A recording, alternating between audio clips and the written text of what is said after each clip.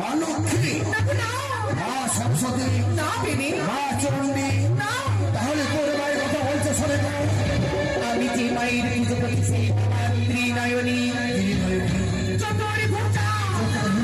জগতীর জননী, দেবী মহাদশা।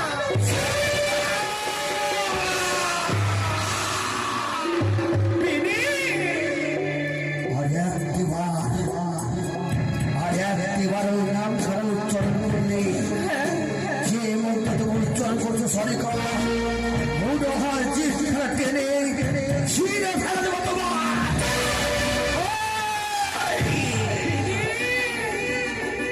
পুজো করতে হলে চণ্ডী পুজো করবে, লক্ষ্মী পুজো করবে, একমাত্র ভাত আর ছাড়ি পুজো করবে না।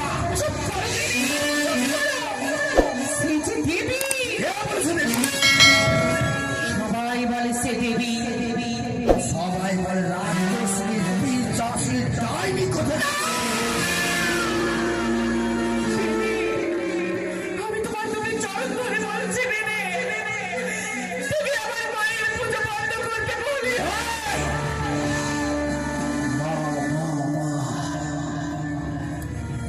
বারবার করে বুঝে বুঝে সবে এই পুজোকে তুমি বন্ধ করো। না, আমি পারবো না, আমি পারবো না।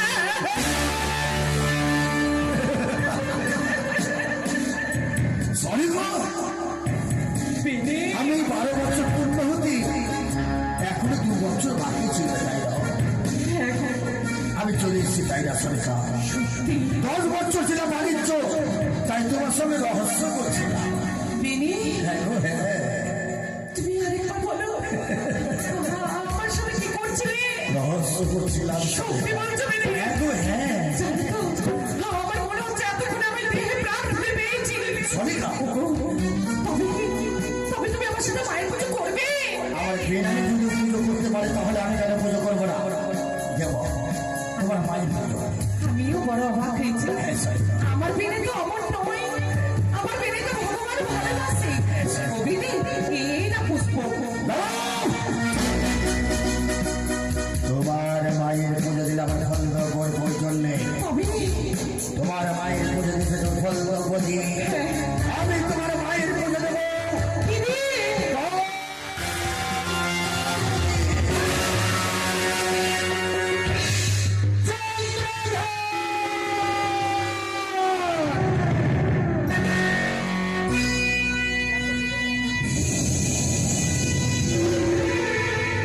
কোথায় তুই?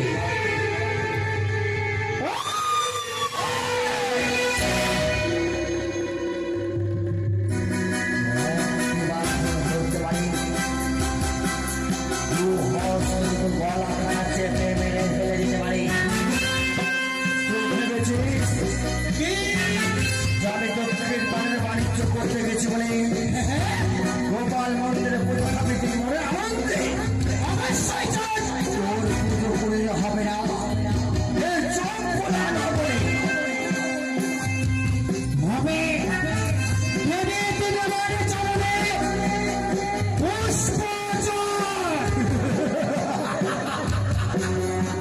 তুই শুনেছিস আমি ভুলে গেছি? মনে কানে তোর বিবাহতে তোর হস্তে আমি গজমতি হাত দান করেছিলাম, 33 দেবতা সর্বগতি ছুড়ে ফেলেছিস। সেদিন ধরে ভেবেছি তোর সঙ্গে রইল আমার সারা জীবনে বিবাহ। তোর বাস্তব রয়েছে দেবাদেব মহাদেবের অভিশাপ। যতক্ষণ আমি পুজো না দেবো তোকে 33 দেবতাকে দেবী বলে মেনে দেবে না। সেই জন্য আমি প্রতিজ্ঞা করেছিলাম, যদি তুই আমাকে পাহাড়ে গেছিলি আর পিতা গেছিলাম সে তোমার প্রতিজ্ঞা করেছিলাম কি জানো? তোমার হস্তে লেপয় আমি পুষ্প জল, তারপরে আমি স্বর্গে।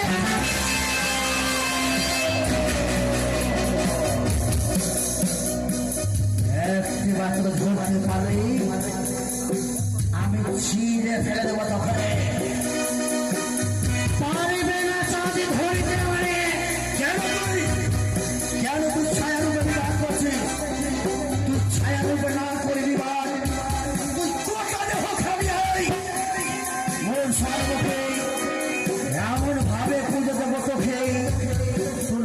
জীবনের জন্য মনে থাকবে। এবার আমি তোমায় দেখো, যদি কাউকে আমার চরণে পুষ্পচারী এই মুহূর্তে দেখা যাবে তোমার সামনে মুখে। চলে যা চম্পলানগর ছেড়ে, চলে যা চম্পলানগর ছেড়ে যাই। তাহলে কেবে না চলে না মানে পুষ্পচারী ভাঙিলে তুমি মানে ঘর বাড়ি ভুল করিলে তুমি চম্পানি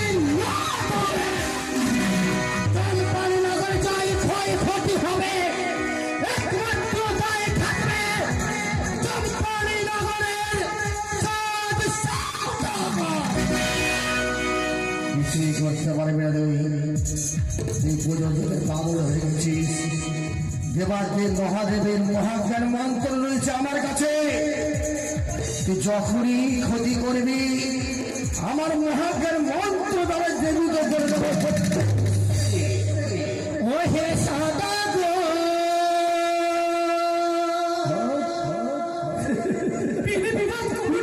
পুষ্প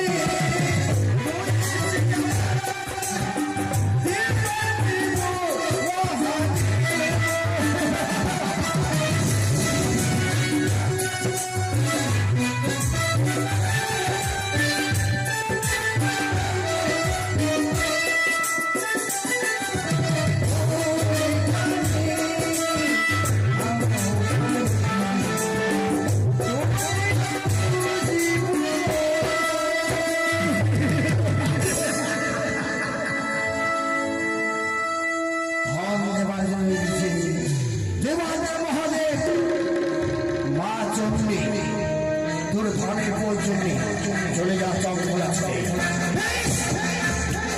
আমি তোমায় চম্পল নগরে পরিত্যাগ করি, সেই চুয়ার ভাবে মরে রাখো তাদের সদা। প্রতিজ্ঞা করলাম আমি তোমায় চম্পল নগরে এই ভাষা মন্দিরে একদিন নয় একদিন তোমাকে করতে হবে মনসার পুজো, করতে হবে এই শহরের পুজো।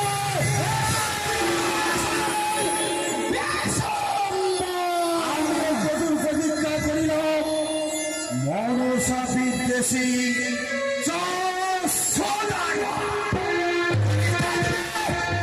আমি হাসি না।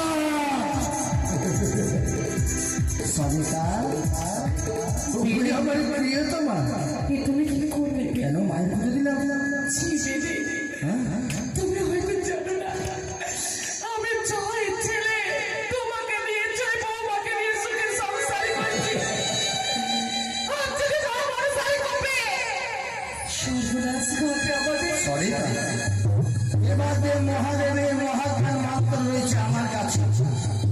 হয়তো ৬টি সন্তানের প্রাণ যদি মারা যায়, মহাজ্ঞান মন্ত্র দ্বারা জীবিত করে দেবো আমি। সরি তোমার বড় কোনো দর্প, তাই আজ আমি একটি কথা বলতে চাইবে রে। জীবনে যুদ্ধে তুমি মারা হয়েছে ভেবে শুনে ভাগ করেছ, সেই বিপদে কোনোদিন তুমি জয়ী হতে পারবে না। যে জায়গায় তোমার মায়ের পুজো করেছি সেই জায়গায় সোহাগ বর্ত করে মৃত্যুকা ফিরেছ গঙ্গা জলে কথা যেন মনে থাকে।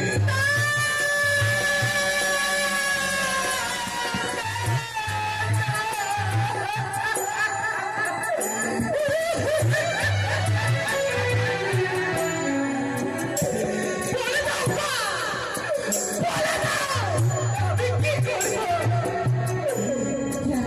তোমার অন্যদিকে আমার স্মৃতির সিঁদুর। যদি স্বামীর কথা না মানি, তুমি স্বামী জীবন মুখ দর্শন করবে না মা। মা, তুমি তো অঙ্গ চাই না, পারবে না, তুমি পারবে না আমার স্বামীকে ক্ষমা করবে। আজ স্বামী বলেছি যে স্থানে পুজো করছি সেই স্থান হইতে সারা জীবনের মতো তোমার ঘরে বাড়ি বিসর্জন করিতে সোহাগ মাঝি কিন্তু জলে ভাসছি। আহ্বানের মাত্র শিখেছিলাম জানি, কিন্তু বিসর্জনের নয়, সবাই